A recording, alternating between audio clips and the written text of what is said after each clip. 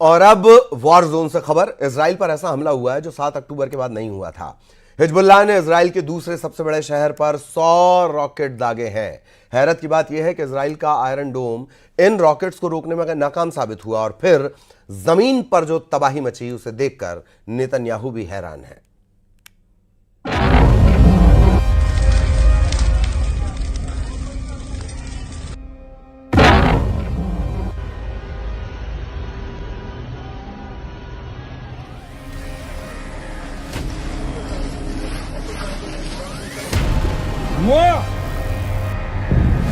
Israel में ये काला रविवार है। 7 अक्टूबर 2023 के बाद इजराइल पर सबसे बड़ा हमला हुआ है।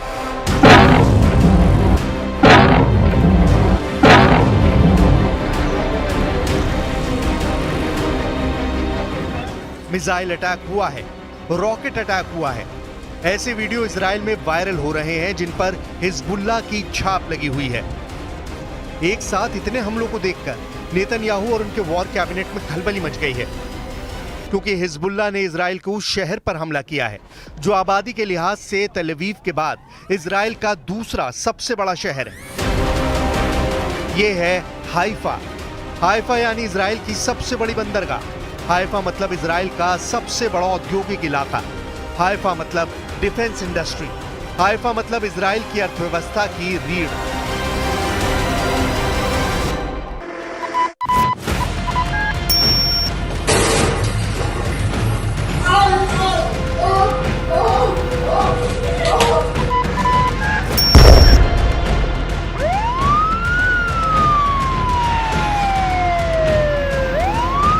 क्या हाइफा पर हुआ हमला हिजबुल्लाह का पेजर बम वाले अटैक का बदला है? क्या हाइफा को हिलाकर इजराइल को हिजबुल्लाह ने सबसे बड़ी वार्निंग दे दी है? हिजबुल्लाह ने इजराइल के उस अड्डे को टारगेट बनाने का दावा किया है जहां से फाइटर जेट उड़कर लेबनान पर बमबारी कर रहे हैं। हिजबुल्लाह ने अपना बड़ा टारगेट इजराइल रमात डेविड एयरबेस को बनाया है। यह एयरबेस हाइफा से करीब 20 किलोमीटर दक्षिण पूर्व में है। मैप पर देखिए, यहां पर हाइफा है और यहां पर है इजराइल का बहुत ही खास और सीक्रेट रमात एयरबेस। ये दोनों जगह लेबनान बॉर्डर से 70 से 80 किलोमीटर के दायरे में है। रमात एयरबेस पर इजराइल एयरफोर्स के F-16 फाइटर जेट की 3 स्क्वाड्रन तैनात हैं, यानी 50 से ज्यादा F-16 इसी एयरबेस पर तैनात हैं। रमात एयरबेस पर इजराइल की 2 ड्रोन स्क्वाड्रन भी हैं, जिनकी मदद से दक्षिणी लेबनान में बमबारी की जाती है। इस एयरबेस और आसपास के इलाके में हिजबुल्लाह ने 100 से ज्यादा रॉकेट दागे हैं। कुछ रॉकेट हाइफा में किरियात बाइली के इलाके में भी गिरे। यहां पर लगी आग से आप अंदाजा लगाइए कि हिजबुल्लाह की फायर पावर इजराइल के लिए कितनी हानिकारक है। हिजबुल्लाह का दावा है कि उसने फादी 1 और फादी 2 रॉकेट से हमला किया है। यह ऐसा रॉकेट है जिसको पहली बार इस्तेमाल किया गया है।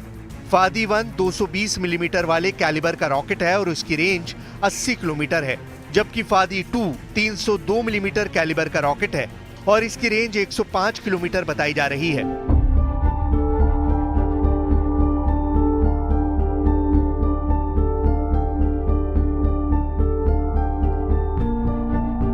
फादी रॉकेट सीरिया के M302 रॉकेट की नकल बताया जा रहा है, लेकिन यह बात सच है कि हमास के 7 अक्टूबर वाले हमले के बाद से यह हिजबुल्लाह का सबसे बड़ा हमला है।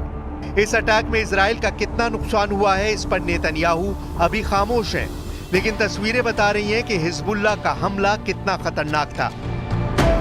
क्या हिजबुल्लाह ने हाइफा पर हमला करके पेजर बम वाले अटैक का बदला ले लिया है? क्या हिजबुल्लाह ने हाइफा को हिलाकर इजराइल को सबसे बड़ी वार्निंग दे दी है? इस वक्त इजराइल में जैसे धारा 144 लागू है। बाहर यानी सड़क और बाजार में 10 लोगों के एक जगह इकट्ठे होने पर पाबंदी लगी है, जबकि घरों या किसी बिल्डिंग के अंदर 100 लोगों को एक जगह होने पर मना किया गया है। हिजबुल्लाह के हमलों के बाद उत्तरी इजराइल में बहुत ज्यादा खौफ है। गोलान की पहाड़ियों पर स्कूल बंद कर दिए गए हैं। गलीली, हाइफा और बेतशीन इलाकों में स्कूल बंद करने का ऑर्डर है। जुलाई 2024 में इस ड्रोन वीडियो को रिलीज करके हिजबुल्लाह ने इजराइल को चौंका दिया था। जब उसके एक ड्रोन ने इजराइल के कई खुफिया ठिकानों की रिकॉर्डिंग की और उसकी पूरी जानकारी बेरूत में हिजबुल्लाह हेडक्वार्टर को भेज दी थी। पूरे इजराइल में इस ड्रोन फुटेज ने कोहराम मचा दिया था। तब हिजबुल्लाह ने दावा किया था कि इजराइल के इंच इंच इलाके और उसके बड़े ठिकानों की तफसील उसके पास पहुंच चुकी है।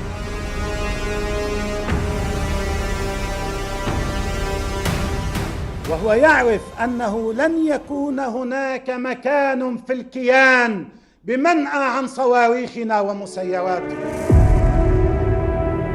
हिजबुल्लाह ने इजराइल को डराने वाला वीडियो रिलीज किया तो नेतन्याहू की सरकार के हाथ पांव फूल गए।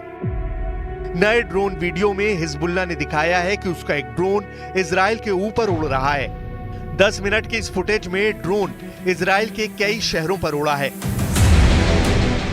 18 जून 2024 को हिजबुल्लाह का जो ड्रोन इजराइल में घुसा वो कई खुफिया ठिकानों की तस्वीर खींचकर वापस लेबनान ले गया। इजराइल उसका कुछ भी नहीं बिगाड़ पाया। ये ड्रोन उत्तरी इजराइल के किरियात शमोना, नहरिया, सफर, कारमील, अफूला शहरों से लेकर इजराइल के हाइफा पोर्ट तक उड़ता हुआ दिखाया गया। अब इसी ड्रोन फुटेज का इस्तेमाल करके हिजबुल्लाह ने इजराइल को काला रविवार वाला तोहफा दिया है। यह आग बता रही है कि हिजबुल्लाह ने जो वार्निंग दी थी वो वाकई बहुत खतरनाक थी। 10 मिनट के वीडियो में इस ड्रोन ने ऐसे ऐसे ठिकानों को फिल्माया है जिसे देखकर नेतन्याहू को मोसाद समेत इजरायली सेना के हर कमांडर की मीटिंग बुलानी पड़ी। हिजबुल्लाह के ड्रोन से हाइफा का पोर्ट भी रिकॉर्ड किया गया था। इस वीडियो में इजरायली हथियारों की कंपनी रफायल का कॉम्प्लेक्स भी फिल्माया गया था। मिसाइल के गोदाम, एयर डिफेंस सिस्टम, पनडुब्बी कमांड सेंटर से लेकर कई अड्डे रिकॉर्ड किए गए। إذا فرضت الحرب على لبنان فإن المقاومة ستقاتل بلا ضوابط وبلا قواعد وبلا أسلحة। इस वक्त इजराइल लेबनान बॉर्डर के करीब कई इलाके खाली हो चुके हैं। लेबनान के बॉर्डर के आसपास 60 किलोमीटर के दायरे में 30,000 की आबादी अपना घर छोड़कर जा चुकी है। लेकिन दहशत इजराइल में भी है। उसके किरियात शमोना जैसे शहर खाली पड़े हैं। 1 लाख से ज्यादा लोग दक्षिण इजराइल की तरफ कूच कर चुके हैं। हाइफा जैसे शहर में भी डर पसरा हुआ है।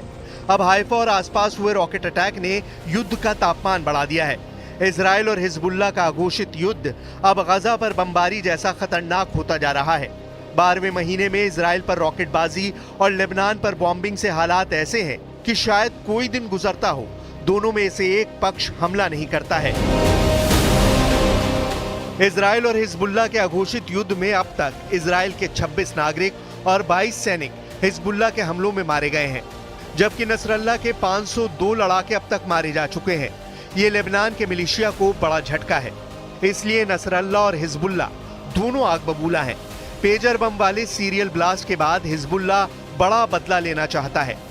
लेबनान और इजराइल के बीच ताजा हमलों के बाद युद्ध पक्का माना जा रहा है, क्योंकि हिजबुल्लाह के टारगेट पर अब इजराइल के ऐसे ऐसे मिलिट्री बेस हैं जिसकी नेतन्याहू को उम्मीद भी नहीं थी।